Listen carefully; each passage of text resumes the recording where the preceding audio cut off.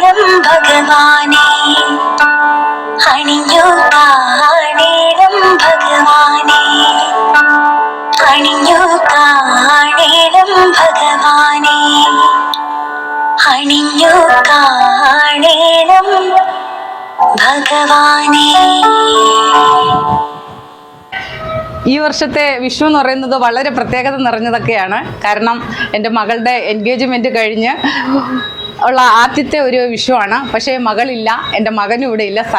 അതിന് പകരം ഇതേ മരുമകൻ ഇവിടെ ഇപ്പോൾ ഉണ്ട്, അനിയത്തിയുണ്ട്, എൻ്റെ സ്റ്റാഫുകളെല്ലാം ഉണ്ട്.